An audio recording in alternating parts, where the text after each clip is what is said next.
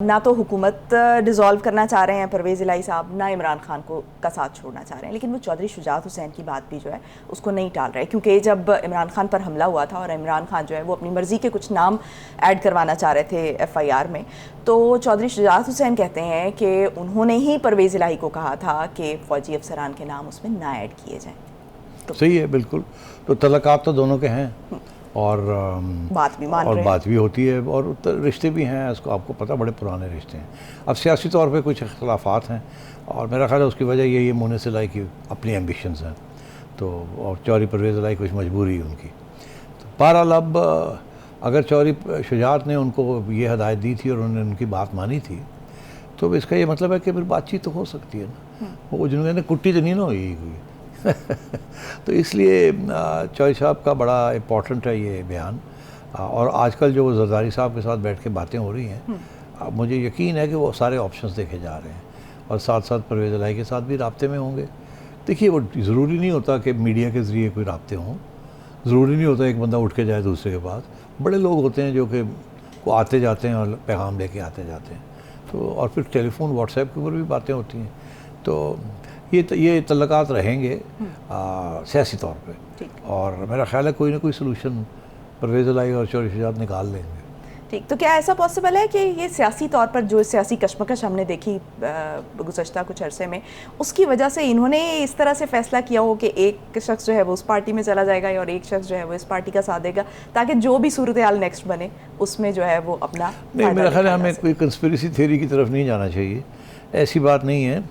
देखिए, चौधरी शुजात जो है ना, उनके बड़े पुराने तल्लक़ात हैं सियासत में लोगों के साथ, और उनके बारे में ये कहा जाता है कि वो जो ज़ुबान दे देते हैं तो वो फिर टिकते हैं उसके ऊपर। इसीलिए हर जगह पे आपने देखा ये दोनों भाई कज़न्स हैं, ये दोनों साथ साथ हर जगह पे जाते थे, क्योंकि लोग परवेज़ इलाही को समझते थे बड़ा तेज़ है, चालाक है, मुनीस भी इनको इधर खींच लेता है उधर खींच लेता है, मगर अगर चौधरी शुजात ने कोई बात कर दी है तो बस फिर वो उसके टिके रहेंगे।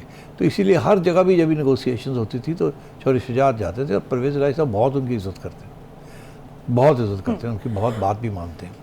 अब सूरत हाल ये हुई है कि चौधरी शुजात ने फ़ैसला यही किया था कि वो अब इमरान खान के साथ नहीं खड़े होंगे, और जब ये सारा कुछ हुआ तो चौधरी शुजात के घर में ये फ़ैसले हुए थे ना उस रात को जी, जहाँ फिर सारी बात हुई और चौधरी साहब ने मुबारकें दी, फिर परवेज़ इलाही साहब उठ के गए ज़रदारी साहब के घर में। अब चौधरी शुजात बड़े शर्मिंदा हैं कि देखिए यार, मेरे घर में ये हुआ, हाथ पे हाथ रखे, सब कुछ हुआ, दुआएं मांगी गई लंबी चौड़ी, ख्वाजा साद रफ़ीक ने लंबी चौड़ी दुआएं मांगी, पता नहीं कोई 100 दफ़ा तो आमीन आमीन आमीन ही होता रहा, वादे वईद हुए। अब वो चौधरी शुजात बड़े ट्रेडिशनल किस्म के आदमी हैं, तो वो ही फील्स कि you know I must stick to my position. अब परवेज़ इलाही साहब एज़ यू नो, उनको तो बड़ा शौक़ है। अब शुजात साहब तो कभी चीफ मिनिस्टर बने नहीं हुए, आप पता नहीं, आपको पता कि नहीं पता, 3 माह के लिए वो प्राइम मिनिस्टर भी बने थे जी। जनरल मुशर्रफ के दौर में, बिफोर शौकत अजीज़ बिकेम प्राइम मिनिस्टर, जमाली साहब गए और चौधरी शुजात आ गए 3 माह के लिए, उसके बाद फिर शौकत अजीज़ साहब आए थे, तो वो तो ऊपर से घूम आए हैं। अब उन्हें इधर पंजाब साहब का क्या, he is the power behind the throne जो होते हैं, the big statesman, the big politician, तो वो तो अब उनको नज़र आ रही है कि इस्टेब्लिशमेंट के ख़िलाफ़ नहीं जाना। और मैं आपको बता दूं, आज जो सिचुएशन है, ये बड़ी इंपॉर्टेंट बात मैं कहने वाला हूँ आपको, वो इस्टेब्लिशमेंट जहाँ थी वहाँ जो डिविजन्स थी वो अपनी जगह, मगर ये जो करंट इस्टेब्लिशमेंट है, इनके 2 बड़े मेजर पॉइंट्स हैं जो कि हर सियासतदान को पता हैं या होने चाहिए, और ख़ुसूसन चौधरी परवेज़ इलाही को पता है और इमरान खान साहब को पता होने चाहिए। वो क्या है एक ये है कि भाई हम मदाखलत नहीं करना चाहते, हमें ना ड्रैग करें, हमारे पास मत आएँ पूछ के लिए।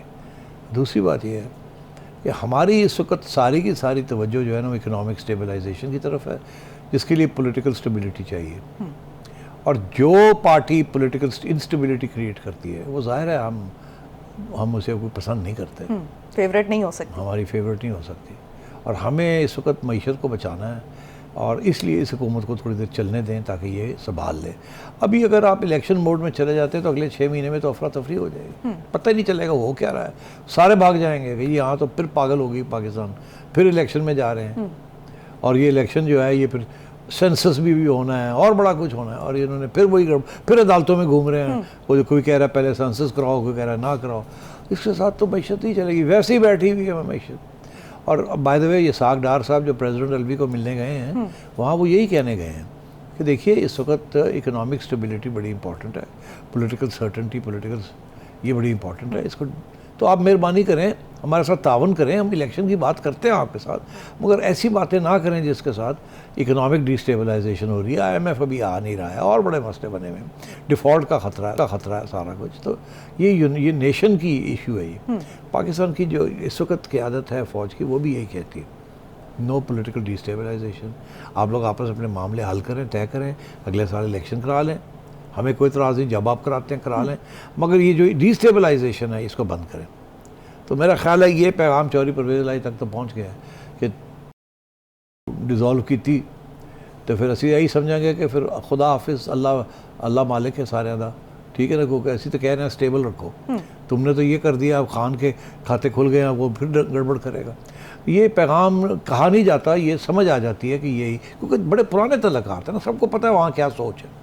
तो इसलिए मैं समझता हूँ कि परवेज़ इलाही साहब डिज़ोल्व नहीं करेंगे और कोई ना कोई रास्ता निकालने की कोशिश करेंगे। ठीक। और इलेक्शंस के लिए तो जो है वो हल्का बंदियाँ होंगी पहले, अभी जैसे इलेक्शन कमीशन ने भी कह दिया है कि हल्का बंदियाँ करा के ही हम नए इंतखाबात पे जा सकते हैं। और साथ ही साथ उन्होंने ये क्लियर कर दिया कि हमारा कोई फेवरेट नहीं है, ना ही हम किसी के मुखालिफ हैं। और दूसरी तरफ हम देख रहे हैं कि इमरान खान ने भी जो है वो उनको टारगेट करना इस वक्त बंद कर दिया।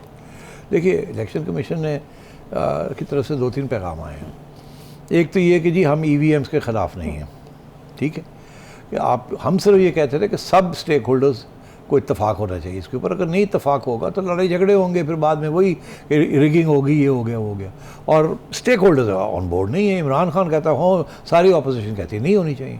तो जब तक आप लोग इत्तेफाक नहीं करेंगे तो हम कैसे EVM की तरफ जा सकते। पहली बात उनकी ये थी।